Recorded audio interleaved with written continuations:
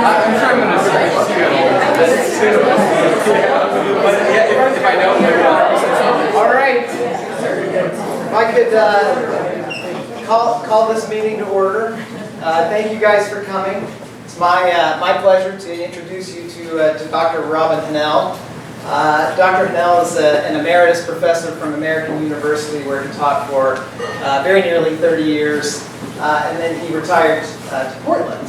And you'll notice that he defied all Portlandia stereotypes by retiring to Portland after a long and illustrious career as a young person.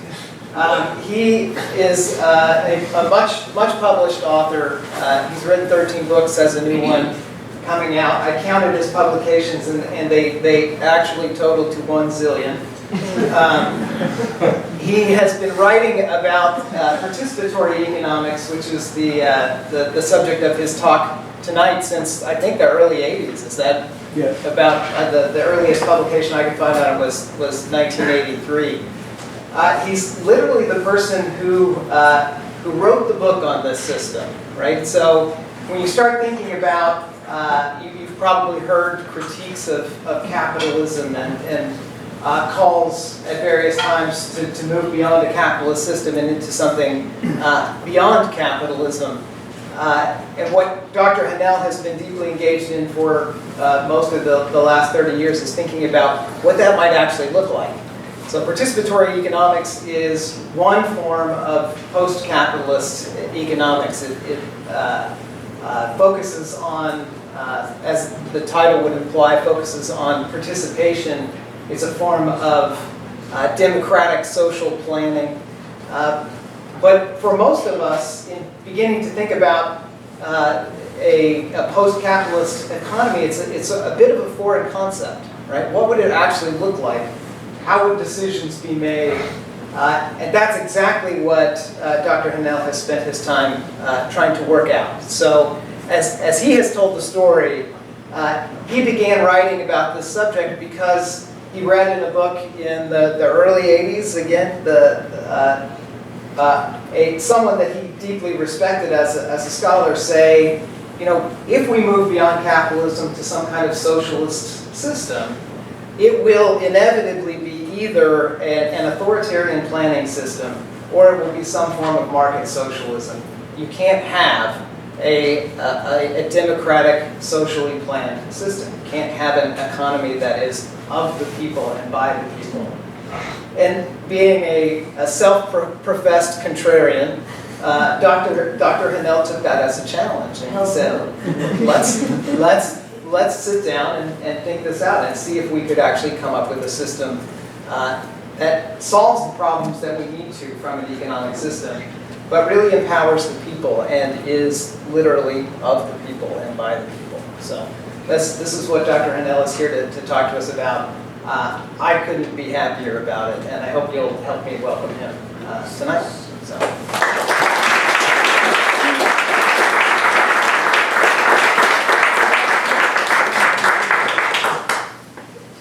That's a very accurate description of how my thinking about this started.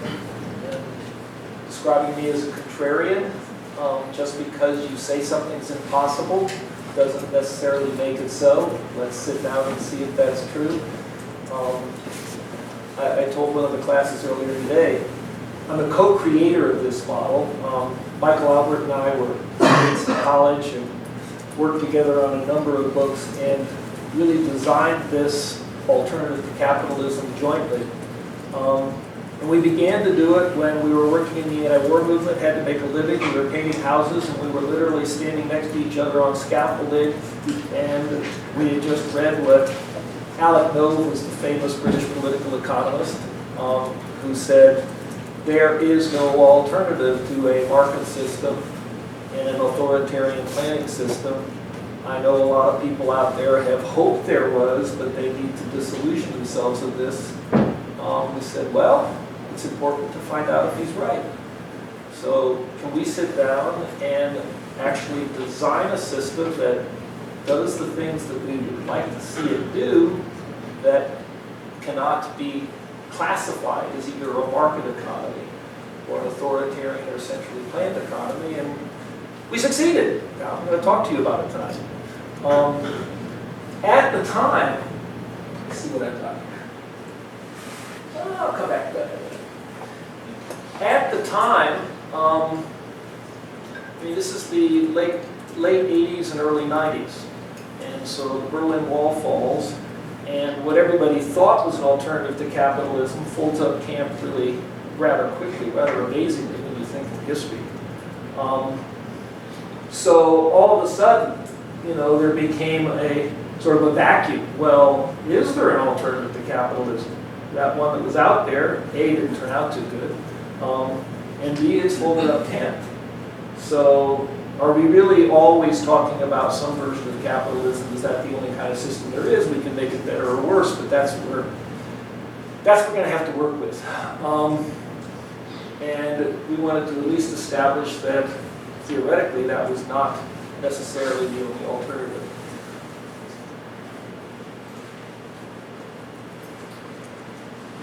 This is my favorite world leader, and I'm a born-again atheist. I'm joking with the people that I'm going to renounce my U.S. citizenship and see if I can sign up to become a citizen of the Vatican. I know no major world leader with a megaphone that gets heard by large numbers of people who is doing more now to speak the truth, to tell people what people need to be told than Pope Francis. It's amazing that I can't think of a single political leader in any country that is being as forthright and as powerful in getting the message out. And I think this is a very nice thing he says. Yet all is not lost. Human beings, while capable of the worst, and that's an important thing for us to understand, are also capable of rising above ourselves, choosing again what is good, and making a new start. Despite their mental and social conditioning, which basically tells us there is no alternative to the economics of competition we read, we are able to take an honest look at ourselves, to acknowledge our deep satisfaction when things are going terribly wrong, as they are, and to embark on new paths to authentic freedoms. Well, that's the positive reason. Why should we be thinking about some sort of next or different economic system besides the one that we have right now? Well, I think that's the positive answer. Here's another famous guy. Far and away the world's most famous and best known and important economist of the 20th century. No matter how much neoliberal economics in the 21st century has tried to bury him deep in the past and forget who Lord Keynes was. This is what he said in the middle of the Great Depression, another time when the economy was clearly not doing what we needed it to do. Capitalism is not a success, it is not intelligent, it is not beautiful, it is not just, it is not virtuous. It doesn't even deliver the goods. This was the Great Depression. In short, we dislike it, and we are beginning to despise it. But when we wonder what to put in its place, we are extremely perplexed. How British of me. Well, I think he had every right to be perplexed in the sense that he was fully aware of what the Soviet system of the time, what the alternative seemed to be like, what it was like, and he did not find that attractive, I think largely for good reasons. And there was nothing else out there that to an economist made sense. Let's go back. When I say to an economist, I want to distinguish, because one of the things that I believe is sort of important to remember is that if you go back to early socialists, if you go back to the late 1890s, the early 1900s, and you read what they were saying a lot of things that were very critical about capitalism. And they were saying that they were firmly convinced that there was a different kind of economy, a different economic system that they called socialism, that would be far superior. And they did describe it in general terms. They described it as an economy where workers got to manage themselves, where there was worker self-management, an economy where people were paid fairly, where people were not driven by competitive market forces to do things that they wouldn't necessarily do to each other in other circumstances under other conditions. An economy where workers manage themselves and workers and consumers through some system of democratic planning coordinated the division of labor for a productive, efficient division of... This was their vision. Now, in Europe, they had a name for that. They called it a kind of socialism.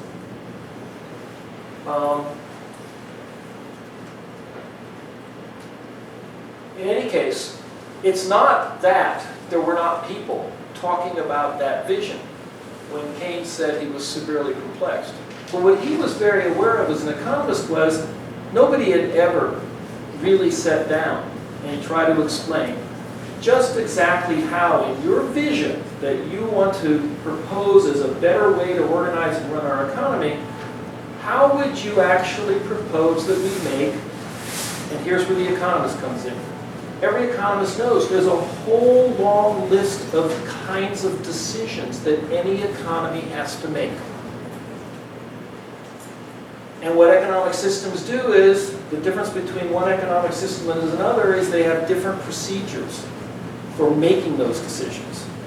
So Keynes was very aware of the fact that all of these sort of visionary socialists who were talking about a different kind of economy, well, it wasn't the Soviet economy, and yet did they really have a clear idea of how you could go about making all the different kinds of decisions that have to be made in the economy?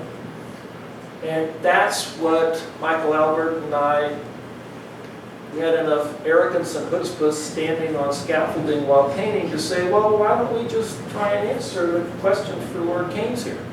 He's perplexed, and he has a right to be. He's demanding an answer. Can we figure one out? And that actually is the origins of the participatory economics model. Okay.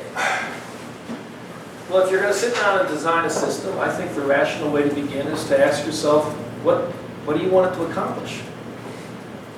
Get your goals clear. That way you'll know what it is you're trying to accomplish when you set up your procedures. So he said, well, you need to be clear about this. We want to achieve self-management. Decision-making, say, or input in proportion to the degree one's affected. And this is a very different way to define economic democracy. I mean, there's been different words used for this notion, this concept, this goal. Sometimes it's called economic democracy. Sometimes it's called economic self-management. Some people call it collective economic self-management. Now, some people call it economic freedom. And if you define this goal as, well, the freedom to do anything I wish with my person and property under any circumstances, that is a very different way of conceptualizing what it is that we want to achieve in this area. Because most economic decisions do not affect all of us equally. And most economic decisions do not affect only one of us. Most economic decisions are in that muddy middle. A particular kind of decision is going to affect some groups of people to a greater extent than other groups of people. So, what is your goal here? And so, we're saying that we think it's important to understand that you're dealing with, that more often than not, when you're dealing with economic decisions, you're dealing with decisions that affect more than one, affect, in many cases, large numbers of people, but not necessarily to the same degree. Well, the goal would be try and arrange things so that as best possible, people have power or decision-making control or in the proportion to the degree they're affected. If I'm affected more than you, I should have more power over how that decision is made than you should. For something where you're affected more than me, then of course you should have more. Economic justice. Well, here, we're going to talk about it tonight, I'm sure, in questions and answers. There's a lot of different ways of defining what it is that's a fair way to distribute the burdens and benefits of economic activity. And there's really sort of two different directions you can go here. One is called, I call it a contribution-based theory of distributive justice. And this is one that would be familiar to people who take economics classes, microeconomics classes. Well, if you contribute more to the value of output, then it's only fair and just that you should have a higher compensation. That's a contribution-based logic. And you could roughly say that conservatives and liberals both embrace that logic, but how they define how people contribute is a little different. Conservatives is likely to define contribution as, well, I own some land, and I own some machines, and I own some productive property, and I also maybe work myself. Whatever the value of the contribution of all of that productive property I own plus my own labor, that's my contribution, and that's how I should be compensated. And to give me any less than that is unfair to me. And liberals have recognized a long time ago what I call the Rockefeller grandson problem. According to that theory of distributive justice, if you have the grandson of a Rockefeller, that person is entitled to an income and consumption that is thousands of times more than a doctor that is saving lives and working long hours. Why? Because, well, the objective value of the contribution from the shares of stock they own in all the company. You own shares of stock in a company, that's the equivalent to owning the machines. And if you own enough shares of stock and enough deeds to enough land, well, if that's what compensation is according to the contribution to what all that can make it possible to produce, well, then the grandson of a Rockefeller has a right to consume 10,000 more than somebody we would think of as going out there and providing tremendous social benefit in the form of their own labor, saving lives as a doctor. So I call that the Rockefeller grandson, the Rockefeller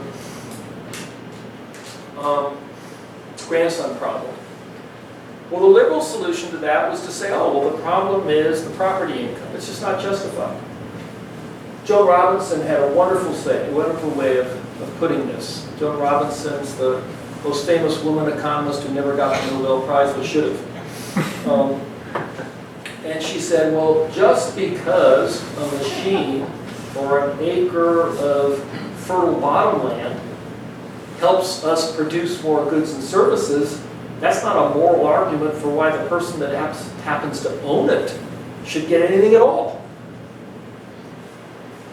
It's not a moral argument that just because you own the land that allows us to grow more corn, that somehow you deserve to have more than somebody who worked and sacrificed more than you did. On the other hand, so what liberals have done is basically say, okay, we're going to still stay within the contribution-based logic here, but we're going to say that it's two each according to the value of the contribution of their own labor only. That productive property stuff doesn't count. You don't deserve to get more just because you happen to own a lot of productive property.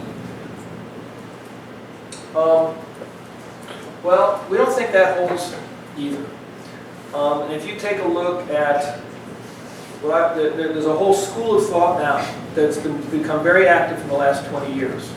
Modern egalitarian philosophies and theories of distributive justice. And what they have argued is that, well, here the crux of the problem is that the value of the contribution of one's labor, many factors factor into what's going to make somebody's contribution more valuable than somebody else that they have absolutely no control over. And it's unfair to hold them responsible for things they have no control over. So what modern egalitarian philosophers have come up with is a concept called freely chosen effort. They say there is agency. There is some agency, and you want to hold people responsible for agency. So if somebody sort of in the freely chosen effort, if they choose to make a greater effort than somebody else, then it's fair and just that they be compensated more. On the other hand, for all those other things that influence why one person would contribute more to the value of output than somebody else would, well, it's unfair to hold them responsible for things that they actually have no control over. So one of the things we decided was we buy that. You know what? That philosopher, you just made a lot of sense to me. If somebody works harder, yeah, then they deserve more. If they work longer hours, if they work at tasks that are more dangerous, if they do things that are more unpleasant, yeah, these are all sacrifices. And if some people make more sacrifices, then it's fair and just that they should receive more compensation for that. So our second goal was, well, we'd like to design a system that rewards people for effort or personal sacrifice, but does not reward people unfairly because they own more property than somebody else, does not reward somebody fairly because they happen to be born with a high IQ, or they happen to go to school and get a medical degree. Other goals would be, it would be nice if the economy actually enhanced people's concern for the well-being of others instead of undermining it systematically every time you go and barter with somebody else and try to take maximum advantage of them in a market exchange.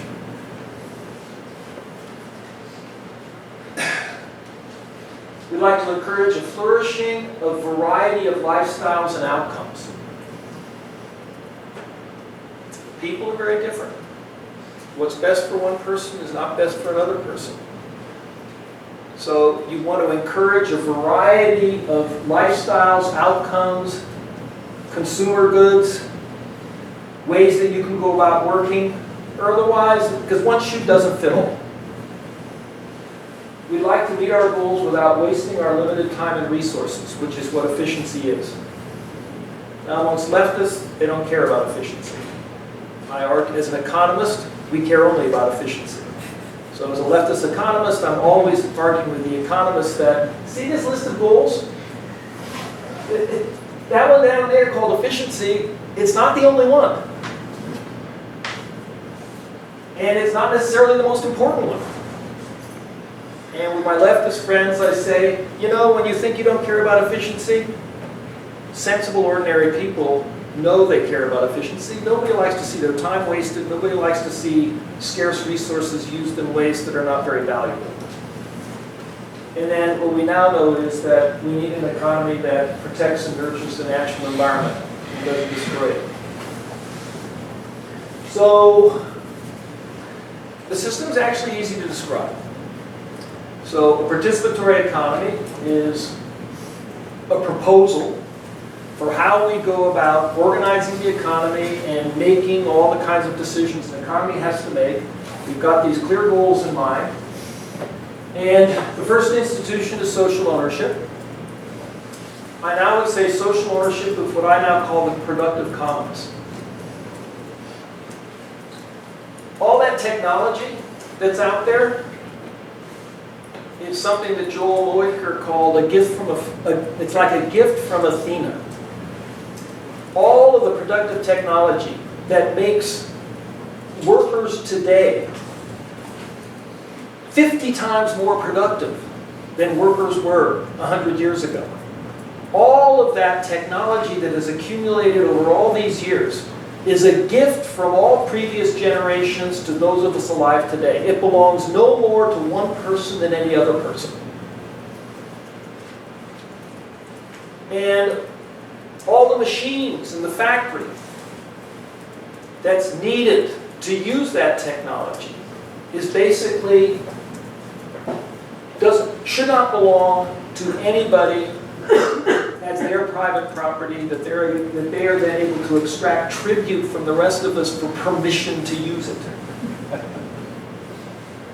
And the natural commons basically should belong to all equally. We all have an equal right to benefit from its use and to decide how it's used.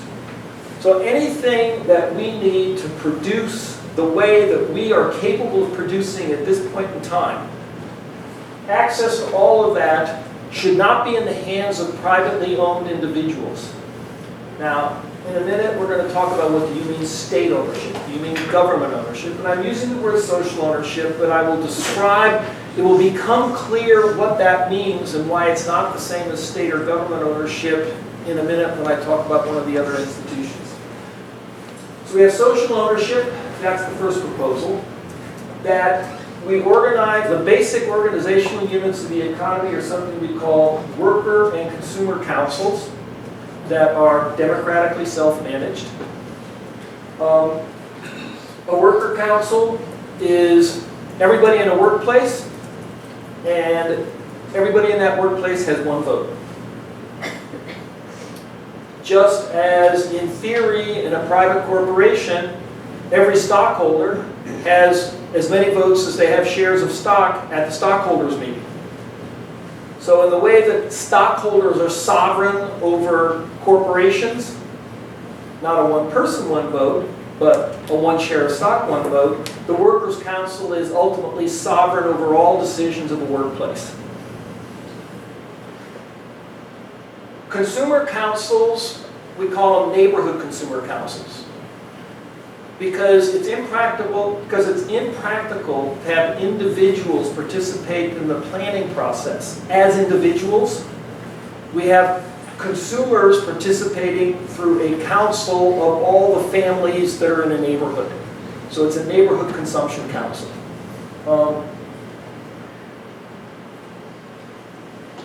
Then you go back to the worker councils for a minute. Besides one worker, one vote, is there something else that we're recommending as a formal procedure, that would characterize the economy?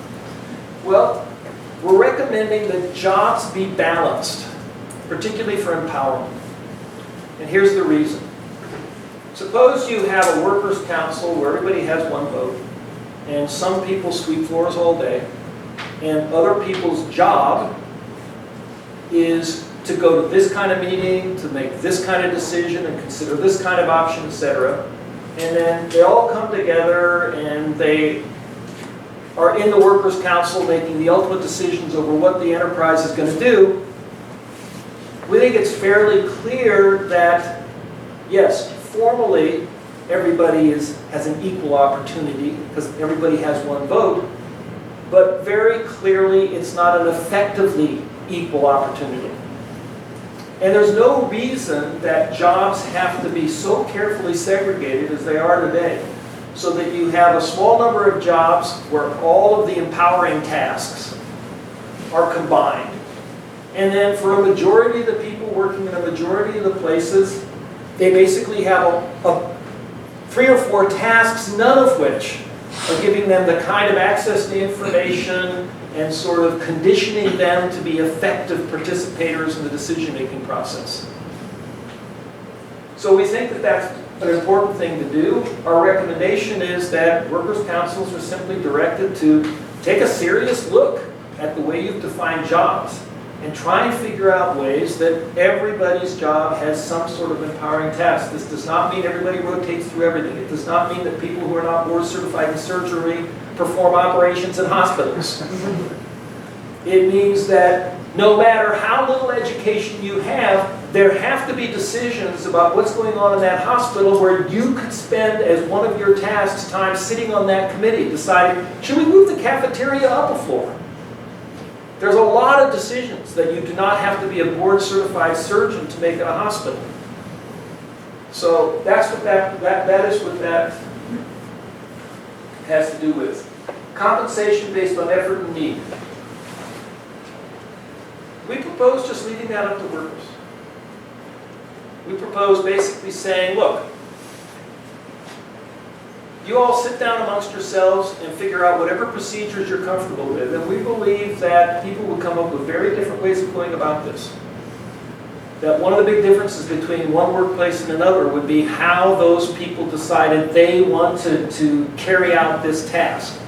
Which is, if there's going to be any differences amongst you, in terms of the income you're entitled to as a consumer, because some of you have sacrificed more or put in more effort, then you go ahead and decide that. And set up whatever procedures you're comfortable with about going through that, including just deciding we're not going to. Just saying, we don't even want to take the time. I've got a bunch of friends who would say, oh, well, our decision on that would be that we pretty much all trust each other, but do what needs to be done, and we're not going to waste any time worrying about it. We're just going to give her, that's fine. You can give yourselves all equal ratings. I know a lot of people who I think would be very uncomfortable in a work environment like that. And they would want some sort of procedures. So that's going to be one of the differences that I think you would find in an economy where this was what if things were designed this way, one of the things that you would look at when you were trying to decide, do I want to go work there or there, you would check out to see what is their effort rating procedure. Is it one that I feel comfortable with, or is it one that I wouldn't be very happy about that? The final institution is a participatory planning procedure, and this is probably the most novel part of the proposal. This is the part that, no, it's not a market, and it's not a market system. And no, it is not a system of command planning, central planning, authoritarian planning. Now, I have anarchist friends who say, but you have this thing in here you're going to talk about in a minute called an iteration facilitation board. That's just the central planning board and Joe Stalin in disguise. And that's fine. I'll let you decide whether you think that fear is warranted. I'll tell you what the iteration facilitation board has the power to do and doesn't have the power to do, and you can see whether you think there's any reason to be worried about it. Now, we are actually, both you and I have talked a little bit about this. This proposal, which is sort of a very concrete proposal about how does every kind of decision that has to be made in the economy get decided. It was first presented in 2 books that were published in 1991. One was for an academic audience with Princeton University Press, and one was with South End Press. And it was basically for sort of a political activist audience. I've explained that I think the more I read about what early socialists wanted, the more I think that this vision is very much completely in the tradition. Now, that's not the same as saying as the 20th century moved on that a lot of socialists didn't come to think they wanted something quite different from this. But I think this was really the early vision. And I think it was the right vision. And then the question is, oh, but Alec Noe says that it's naive, that it's impossible. I'm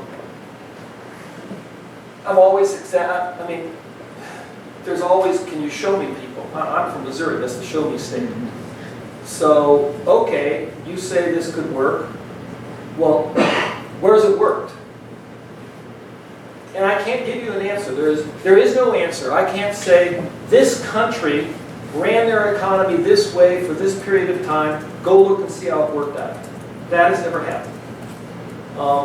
Market socialists can point you to an example. And actually, most people don't realize what a positive example that this is for people who believe in market socialism. The Yugoslav economy is a very, very good, as much as any real-world system, can be an example of some theoretical ideal model. The Yugoslav economy was a market socialist economy from roughly 1951 up to the mid-70s, late 70s.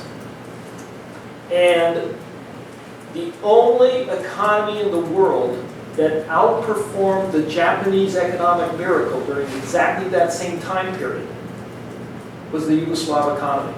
Outperformed in what sense? GDP growth rates. It's a rather amazing success story. Now, of course, Yugoslavia, that's not what happened to Yugoslavia after the late 70s.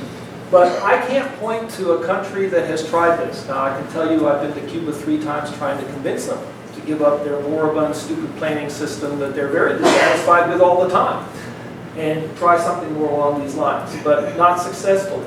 And I've consulted in Venezuela on 3 occasions. And that's actually interesting. There are some good examples in South America. Venezuela is more examples of this kind of thing being done than any place else. In Venezuela, they have 3 parts of their economy. They have the private sector, the state sector, and then they have something they call the social economy. And the social economy now employs more people than either of the other 2. And that economy, in many, many ways, is an example of many of the kinds of things that I'm talking about here. It's also true that anybody who is, how many people here have heard of something called participatory budgeting? It's because you live in the United States. Participatory budgeting is a system that was pioneered in 2 different places at the same time, and ironically, neither one of them knew the other was doing it. In Porto Alegre, Brazil, and in Kerala, India, during the 1990s, there were the whole state of Kerala launched a project in participatory budgeting where they took 40% of the state budget for spending in municipalities and said, we're not going to have the decision about how all this state budget gets spent in your area. You are going to form village committees to come up with plans and decide how to spend it yourself. And in Porto Alegre, Brazil, they did that by neighborhoods. They said, we've got a city budget. We're going to actually empower neighborhoods to decide what they want to spend their share on. And we're going to help them set up meetings to do this. This has become a practice that in some places become so wildly popular that for a while it became the poster child of the World Bank.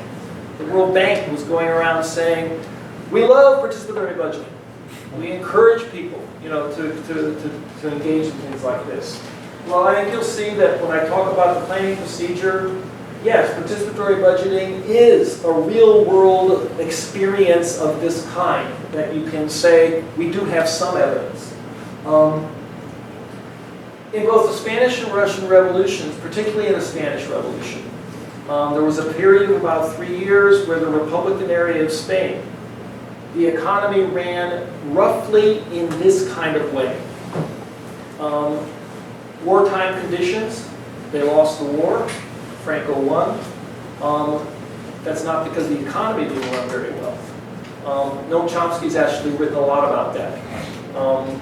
But in any case, are there some real-world examples of where it is that this kind of thing has happened so that we can see, in theory, yeah, but I'd like to see something in reality that would give me some faith that what you're telling me can't happen really would happen. My answer to that is, no, I can't point to a country, but I can point to some things that have been done during some places for limited periods of time. Certainly, we have a large experience with workers-owned cooperatives in terms of internal self-management. And then the last 2 things I'll mention here is, and this is why the title of this talk is The Next System. Things haven't been going too well in the economy recently. We had a big financial crisis. And then we had the Great Recession. And the banks got bailed out, but a lot of people didn't.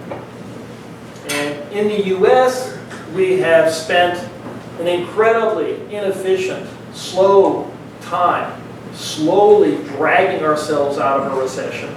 But that doesn't mean that wages have picked up. So we've recently had a rather bitter experience with the system that we were told, this is it. No point in thinking about anything different. And in Europe, it's continued to be far worse. I mean, the southern countries in Europe, they are in conditions worse than the Great Depression, and it's only getting worse. What's been done to Greece is absolutely a human tragedy of major magnitude. And for those of us who understand something about environmental economics and climate change, we are 2 short decades away from triggering events in climate change that literally is going to just totally change civilization as we know it. So there's an increasing awareness that the system isn't really performing very well. And somebody named Gaurav Perovitz has been running around for about 20 years now saying, it's true the system isn't performing very well, and there's a lot of economists, sort of progressive leftist economists, who have been becoming very critical of what it's not doing well.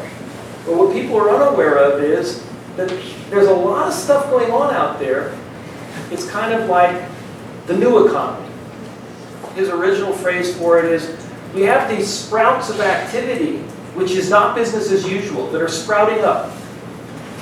And even the people engaged in these projects are unaware of how many other people are engaged in similar projects elsewhere. It's really under the radar screen. Mainstream economists are paying no attention to it. If you draw it to their attention, they say, oh yeah, but it's sort of boutique. It's cute. And people are having fun there, but it's not capable of doing the major lifting that we need for the economy to do. Even the participants are unaware of how many other participants there are, and the kinds of things that are being done are very, very diverse. So he called it sort of the new economy, and said there might be a lot of things going badly. Social movements are getting less powerful. The government's policies are getting worse. Outcomes are getting worse. But there's actually some bright stuff going on. Co-ops,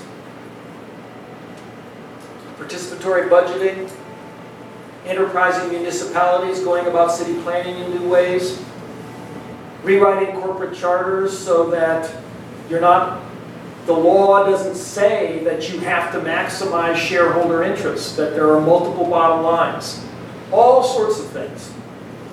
So Gar's been talking about those things in a very convincing way if you listen to him. He sort of catalogs all the examples and points out some of the good things that have come as those things.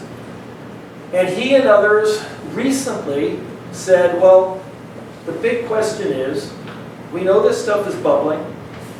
We believe it's good. We believe it's performing better than business as usual economics. But the real question is it somehow going to coalesce and grow? And they recently created this thing called the Next Systems Project. And with the Next Systems Project, well, actually, Gar told me, here's our goal, but don't tell anybody. So I'll tell you. So our goal is that we want to start a conversation about what would the next system have to look like to basically help all these new or future economy initiatives flourish and grow. And what that really comes down in practical terms in U.S. political discourse is we want to make discussion about what a next system, that it might be needed and what it might look like. We want to make that a legitimate subject of conversation inside the Washington Beltway. Now, I lived inside the Washington Beltway for 40 years. And I wish them luck. This is a subject they are not going to want to. It says, we don't want to be laughed out of the room when we say, let's talk about this, even inside the Washington Beltway. Whether they succeed or not, we'll see. But the idea that people involved in these initiatives now for 20 years need to start seriously thinking about how does this coalesce into a system? What kind of system would sort of let this flourish, etc. That's the other motivation for what's going on. And those two websites, that's the Next System website. They've got some webinars that some of you have seen that are very, very interesting and educational. The other website is Future Economy Org. Economics for Equity in the Environment. I'm now co-director of that. My wife was the founding director for 7 years. And one of their projects was to launch a very serious study of these future economy initiatives. To come up with a methodology for evaluating, the people who are engaged in this are always very enthusiastic about it, as is Gar. And of course that's true. But somebody needs to seriously sit down and come up with a methodology for studying whether or not what's actually being produced by these future economy or new economy initiatives is significantly an improvement over business as usual outcomes. So on that website you'll find this included Julie Shore and Nancy Folger, by the way. So it's a group of economists sort of familiar with this sat down and said, well, here are the objective criteria, here are ways we can go about measuring, and then we commissioned 6 case studies on very, very diverse parts of this future economy. There was some agricultural, sort of local economy agriculture in New England.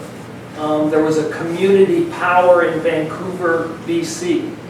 Fair Day, up in the Cully neighborhood in Portland, was one of the case studies. We did a case study on sharing platforms, on 3 or 4 of the different sharing platforms. So that is the other thing that is out there that is a lot more accessible to people who are interested in, is something going on out there besides business as usual. I'm talking about a visionary system that would work differently. I'm not claiming that in the United States this is something we could do tomorrow. But I would argue that the increasing interest in what would a systematic, how would you have to design a system so that it would allow to flourish these new initiatives, which we are discovering do improve outcomes. They give you fairer outcomes in most cases. They give you more environmentally sound outcomes in more cases. They increase participation and decision making in many cases. These are the things they do, but in isolation and in a system that's designed to run on the basis of competition and greed, it is very difficult for them to flourish.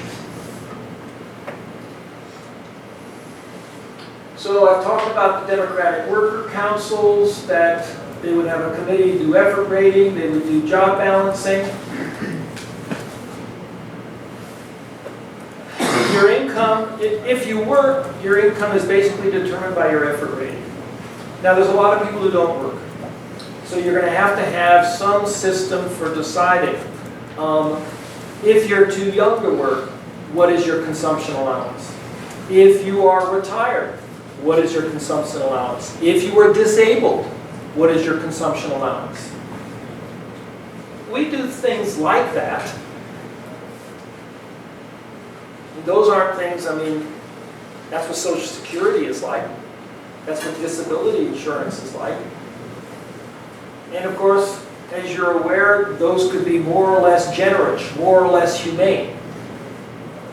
But households would have people who work, and they would have effort ratings, and that would establish the basis upon which they have consumption rights.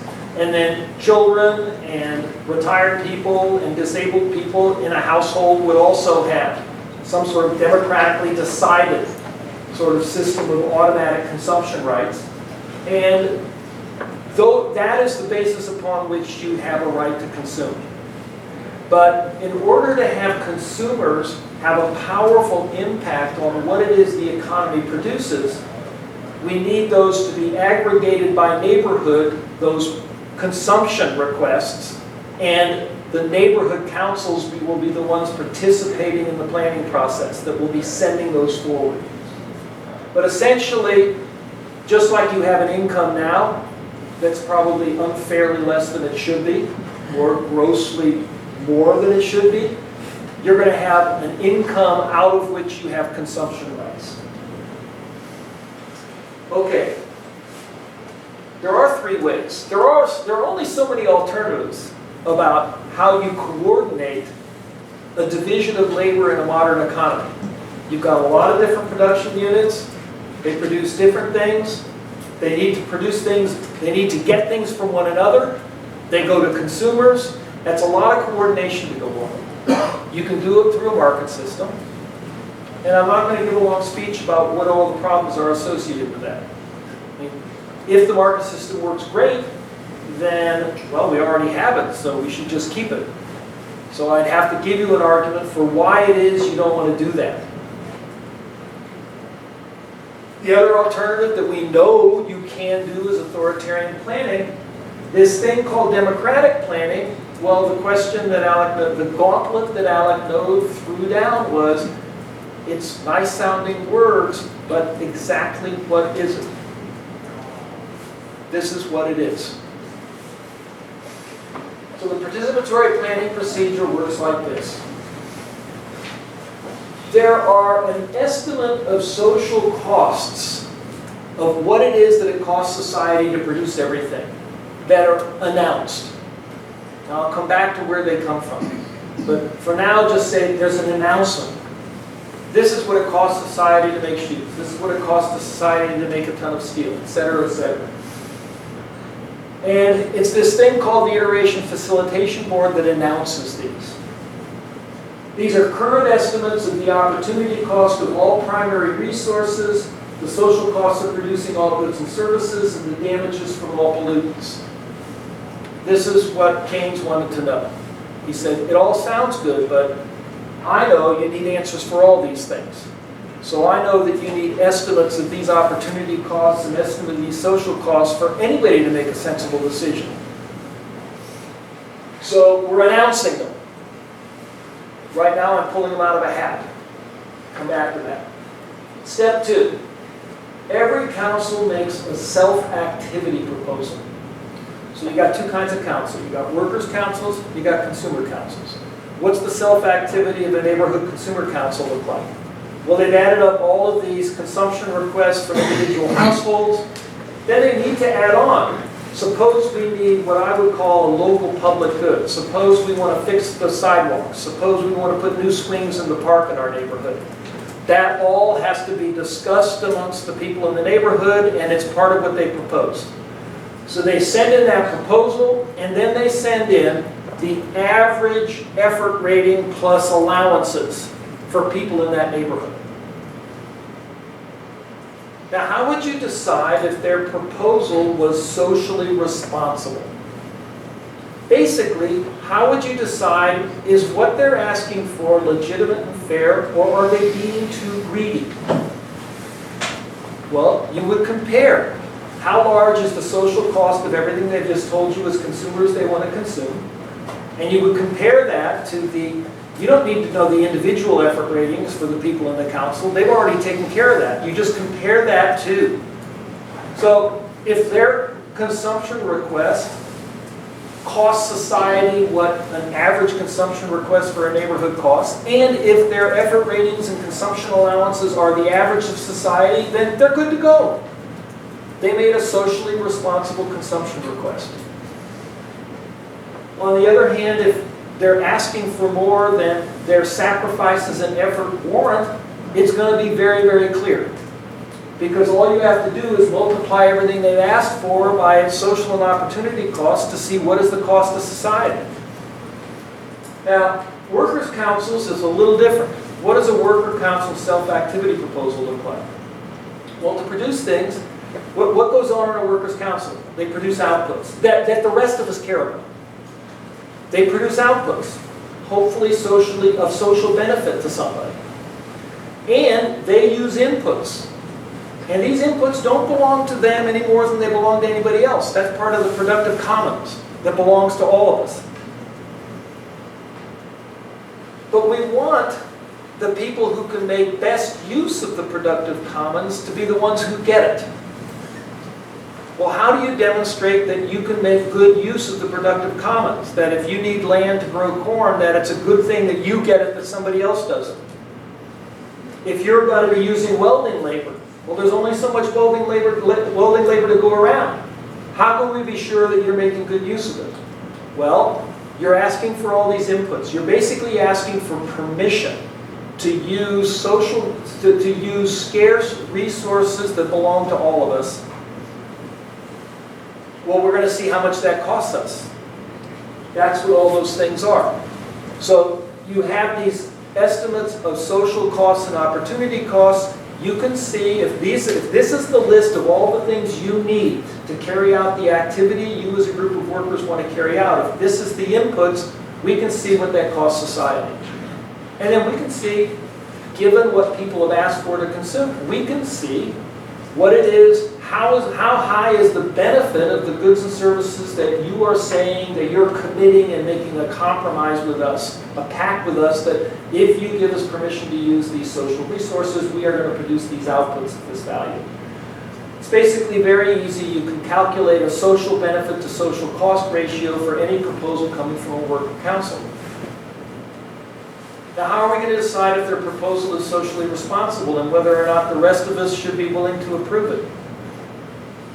Suppose a proposal comes in and the social benefits from their proposal, when it's costed out, when you do the estimate of all the social benefits from everything they're planning to produce, and you compare it to the social cost of what they're using, what if the social benefits are higher than the social cost? We'd be fools to tell them that they couldn't do that. Because that says the rest of us are going to be better off if they do what they just asked permission to do. Do it! It's you! Do it! Your idea, great idea, go for it.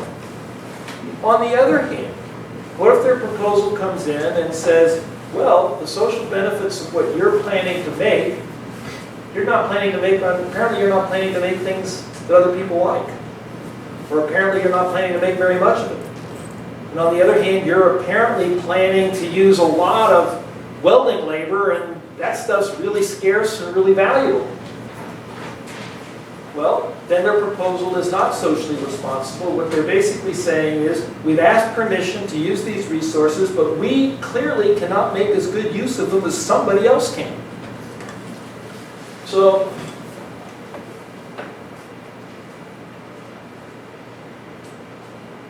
two things happen at this point. You don't need a central planning bureau to be the no-sayer.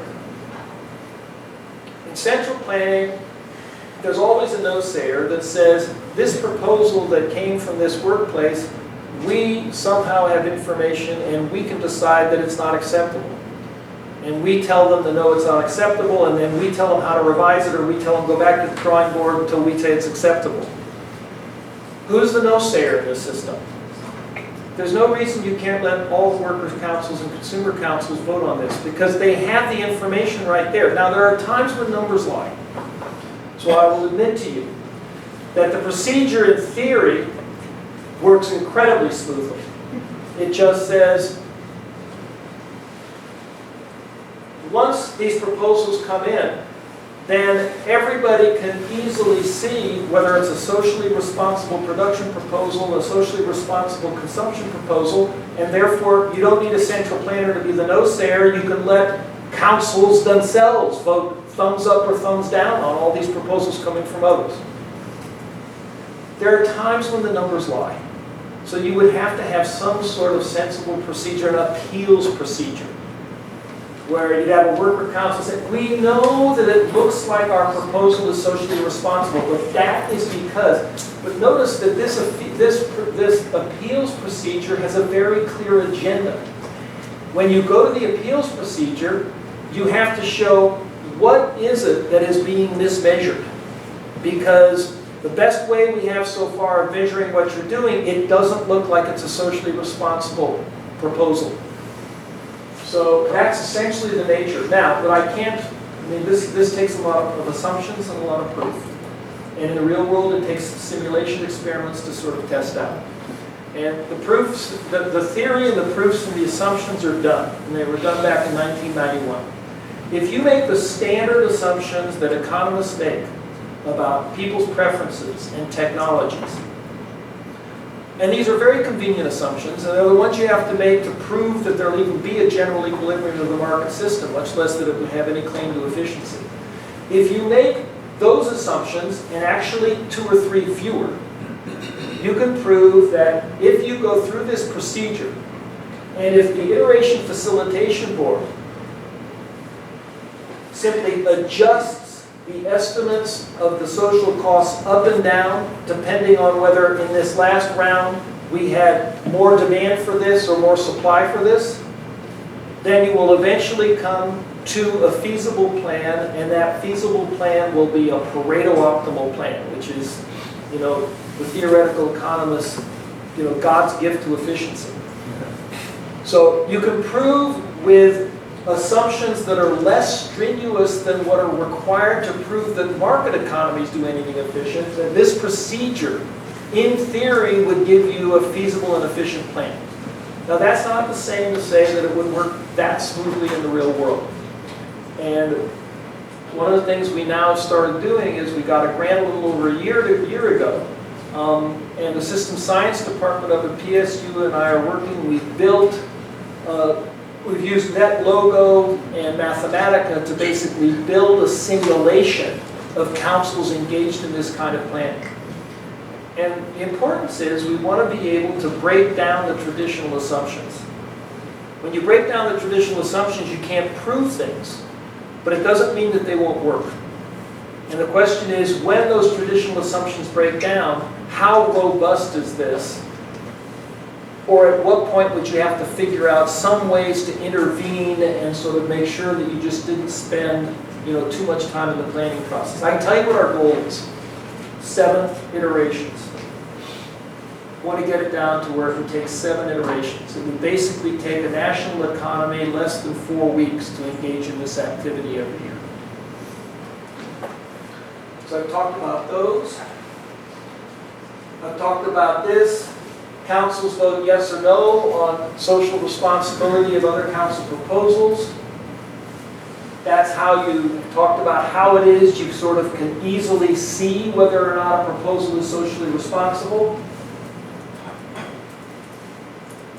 Let's just talk about a little bit, now let's compare this to sort of central authoritarian planning or a market system. Just how would you characterize this process? Well, it's a social iterative process. You've got groups of workers and groups of consumers. They're the ones who are doing this. They're making these proposals. Notice that every worker and consumer council is proposing and revising their own activities. Nobody is interfering in their business. The essential idea is we just need to know if your proposal is socially responsible.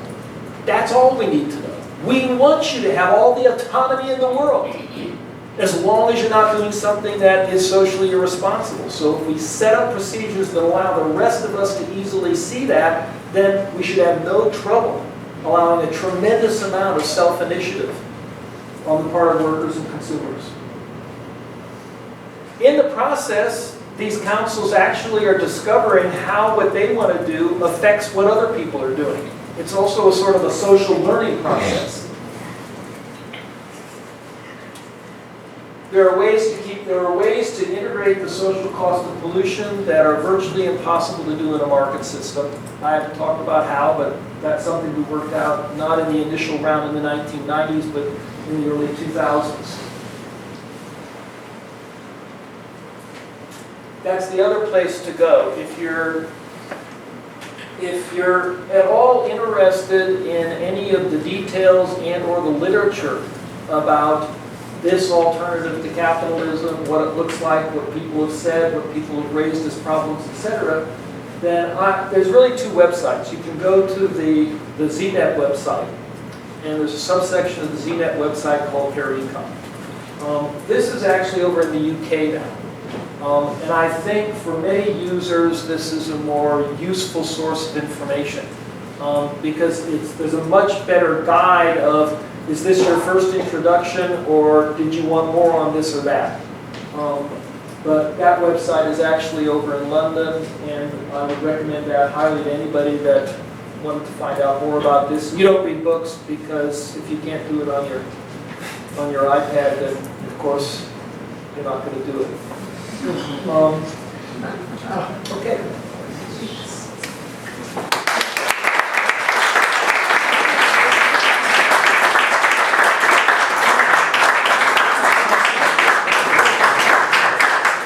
So quite a task to try to describe a complete economy in under an hour, but we do have a few minutes left for questions, if people have questions. Although I'm sure that was perfectly transparent, and now you're all completely informed. How would you envision a transition from a current system to one like this? How many years do you think it would take, or what sort of procedures?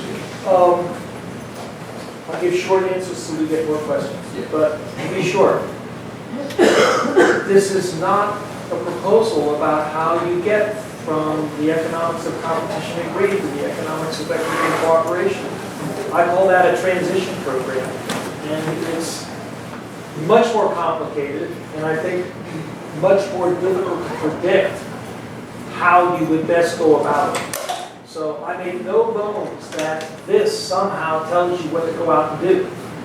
in most places on the planet. Now, the Cubans could do it right away.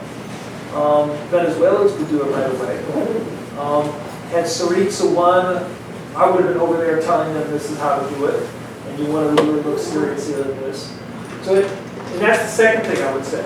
I would say it really depends a lot on where you are in the world. There are places that could start to think about this right away because there are places that are ready politically, where a majority of the population is ready to get rid of capitalism. There are places on the planet like that. You do not live in one. So I think it is unrealistic to think that, the question I asked myself, how long would it take us in the United States to get to where Syriza was in Greece 3 months ago? It didn't turn out well. But, and we're talking decades. And as far as transition is concerned, I think there's a tremendous amount of groundwork. The bottom line is, unless 60% of the population wants to get rid of capitalism and do something different, you can't do something like this. So we have to win 60% of the population to system change, to wanting a next system. And part of that is convincing them that we can actually think coherently about a next system. I think that the two major things that have to go on during this next 2 decades is we need to rebuild social movements. We need to rebuild 3 or 4 major social movements that have seriously lost power and decline. And we need to create what I call more experiments, successful experiments in equitable cooperation. And that's the kind of stuff that's the new economy and I don't think you can do either alone. If all you do is build sort of new future economy initiatives, it's too self-isolating. You're never going to come into contact with enough people to build majoritarian support for system change if all you do is more and more of these projects. On the other hand, unless you're building those projects, even if, and so the way you reach, the antidote to not reaching enough people is you have to rebuild social movements. It's the social movements that can reach 60, 70% of the population when they're larger. So you need to do that to reach, but if all you do is rebuild social movements, then there's no reason for anybody to believe that we actually could move on to a next system, rather than just sort of live with the last reform victory that we won, and then put ourselves back in the position where when we weaken, we get washed downstream again and everything we won gets wiped out. So that's my approach to transition, that it's not a science, it's very unpredictable, it depends a lot on where you are. How far away we are in talking about something like this depends on where you are in the world. But we need in the United States, we need decades of 2 different kinds of organizing work to be much more successful than they've been in the past, or else we'll never be in a position where we can talk about a different system. It seems to me that sort of the underlying element of this whole thing is to democratize the workplace, democratize the planning process for consumption and production. And it seems that, I'm wondering what you think about certain models that are already in place that might be a kind of step forward in that direction. And I'm thinking here about the Enterprise Council in the Central European countries, where places like in Germany, this is a common thing to have, have this kind of representation in the plan. Can you say something about that? Yes. I think there are a lot of things out there in the real world that are moving us in the direction of people participating in this kind of way that gives them confidence.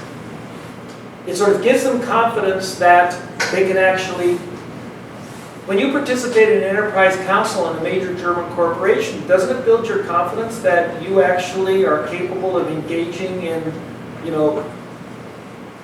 effective, and high quality decision making? Yes, it does. And one of the big problems is that we basically have told most workers, you should just be thankful you have those smart guys running the businesses. If you didn't have the smart guys running the businesses that you work for, then you would just be in worse shape than you are right now. Well, I think so anything that's going on in the present that breaks that kind of mentality, I think is important. I think it's very, very important. Yes, sir. Blue sweater, yeah. Yeah. You just mentioned you felt we were in need of the development of 3 or 4 major social movements. Could you articulate what you feel those movements might be? Sure. We need to rebuild the labor movement. We need to rebuild the civil rights movement. We need to rebuild the women's movement. We need to rebuild the environmental movement. We need to have a lot more cooperation amongst those movements. I mean, right here in Oregon, my wife spends most of her time right now negotiating between the labor movement and the environmental organizations on how they can jointly sort of come to an agreement about a referendum they'll all back, you know, to get us off fossil fuels. This is not always easy. So, and I very explicitly don't just mean the labor movement.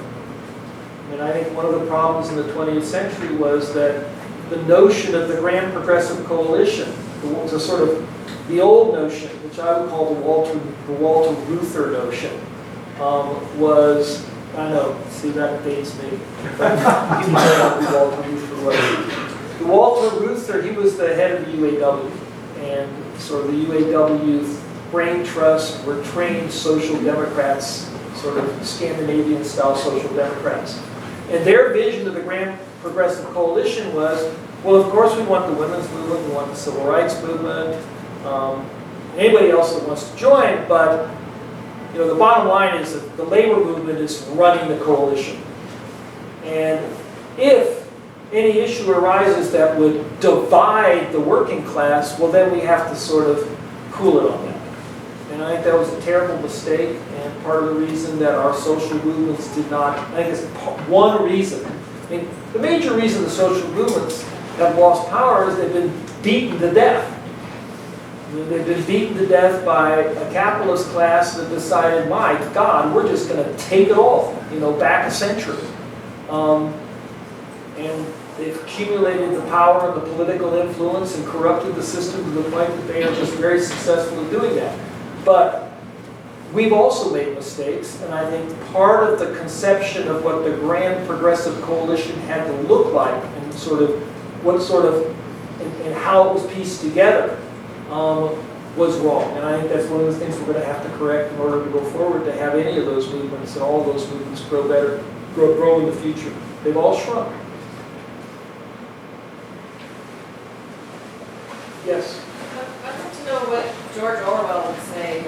I imagine your websites would address it, but maybe I've spent too much years in corporate America, or even just say the Oregon, but human nature, what would you say to the main questions of how it could go wrong? And apparently your experiments are showing that that's not happening. Well, this is okay. The Pope addressed that.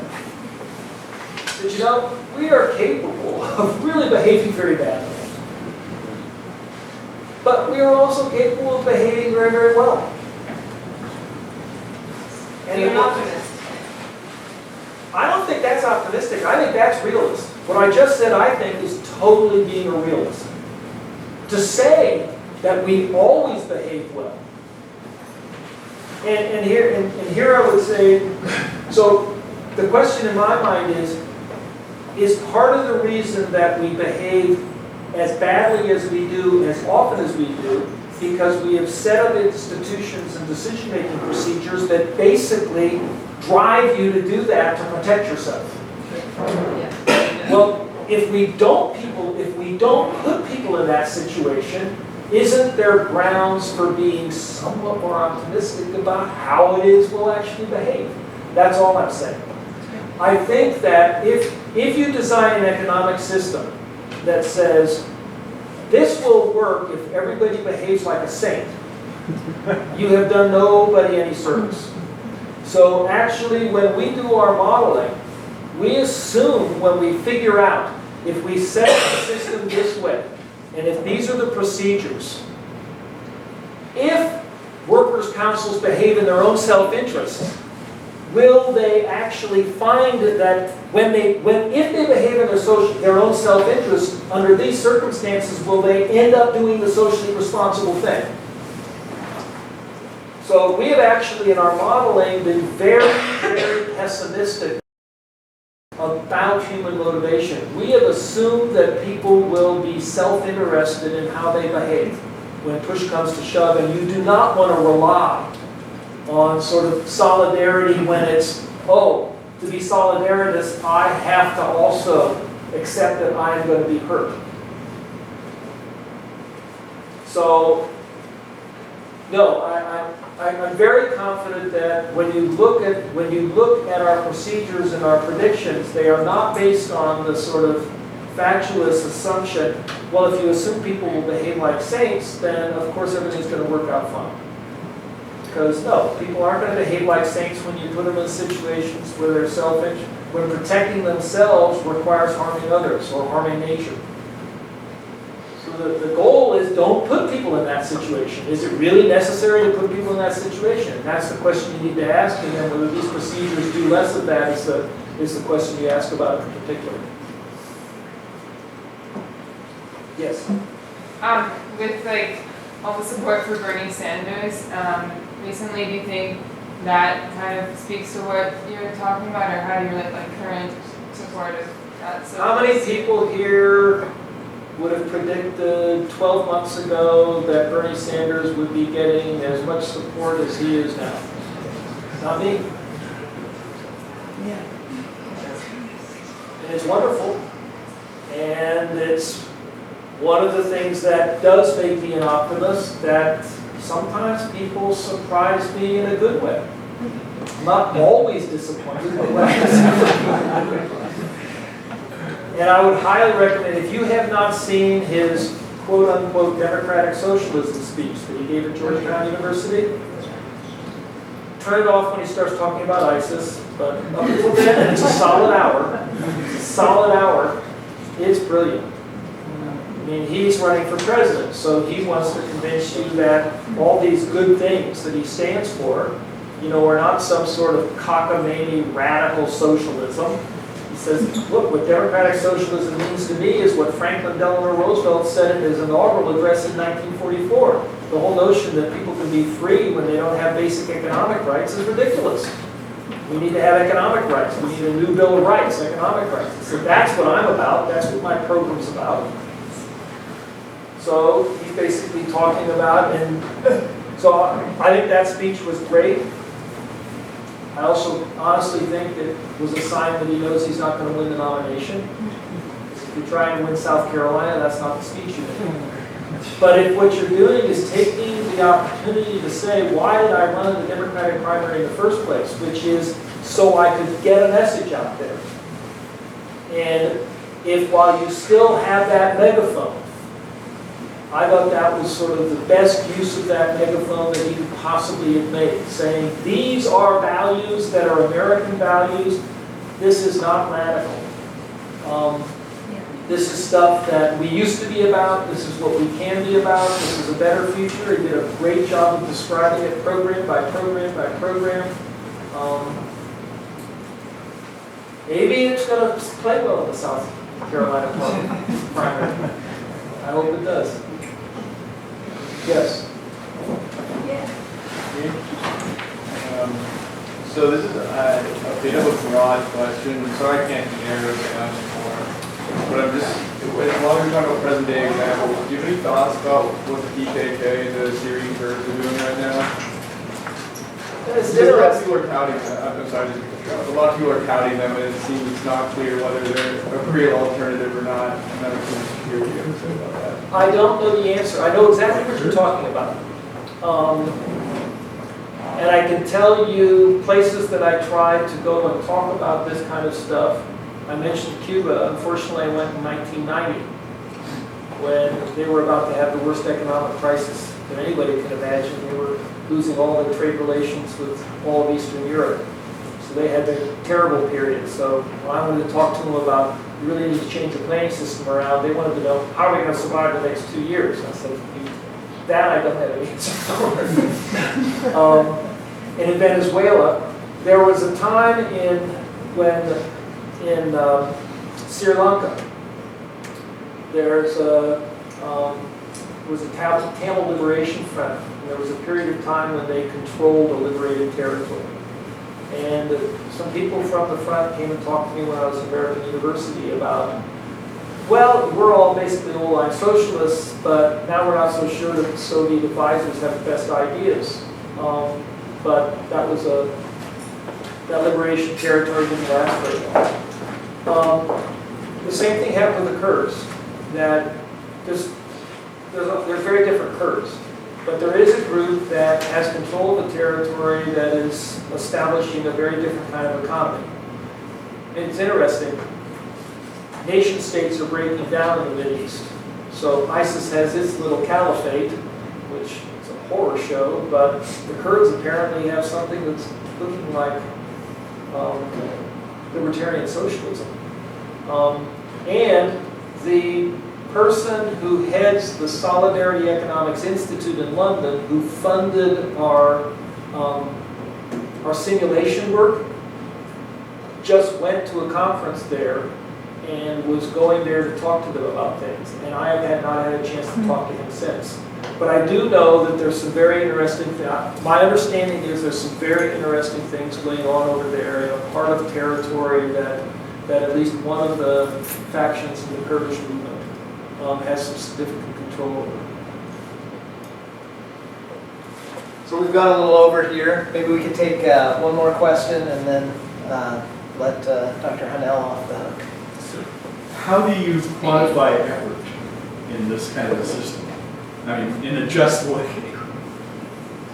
This is a very interesting debate. And that's why I like the answer we've come up with. I don't know. But I know it's the right thing to try and quantify. If you're going to give some people more consumption privileges than others, that's a quantity. And what is a relevant moral consideration for doing that is effort/sacrifice, then I know that's the right basis. But who gets to make the decision? And so my answer is, I don't think this is something that you can go out and try and let me throw one thing in first. People assume that you have no trouble quantifying and measuring the marginal revenue product of every worker too, which is complete nonsense. So thinking that I can tell you what salary you should get according to the value of your contribution to output, nobody ever asks, can you really measure that? Are you serious that you think you could measure that and sort of refine differences between 3 or 4 different people? Now, putting that aside, so I'm saying the other guys have a measurement problem too, that they don't run up to. I'm going to admit that there's a measurement problem on this side, and I don't think that we should think about it as something that you could come up with a procedure for measuring, which is why we propose you leave it up to workers themselves to do so. Now, one way to, you can think of a whole bunch of different procedures you might go through. First you might want self-declaration. Hear what the person says about themselves. Then you can go and collect testimony from the people who work next to them. You can have appeals procedures. You can spend a lot of time trying to get very refined about it. Or you can just say, no, we're going to give 1s, 2s, and 3s. Or you can give everybody the same number. So I think that there is no perfect answer to this. And the best answer, and then are you going to have disagreements? Are you going to have cliques? Where, well, you scratched my back this year, I'm going to scratch your back next year when I'm on? Yes. And any of us who have served on department merit committees, know that unfair things happen all the time. I was cheated by my department for 33 years. Well, that was my opinion.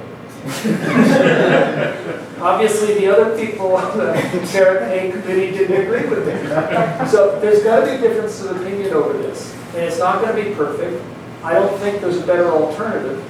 And one of the things you're free to do is when you feel that it's not treating you fairly or the system isn't one that you have faith in, go and look for another worker council, or try and convince people to change the system of evaluation, or go find a council that's doing it more in line with the way you're comfortable with. I don't see any better alternative than that. But I'm not claiming that we're going to have perfect economic justice where every little differential sacrifice or effort is going to be accurately measured and, compensated. Fortunately, I don't think you actually you don't have to deliver economic justice. You have to convince people that the system, in the U.S. legal system, we know that innocent people are convicted, and we know that guilty people go free. But that doesn't mean people are unhappy with proceeding. What you have to do is make people happy with the procedure. And I don't think one procedure would make everybody happy, and that's one of the differences there would be between workplaces, and that we should expect that and be fully supportive of those differences. Well, thank you very much. You've been very patient.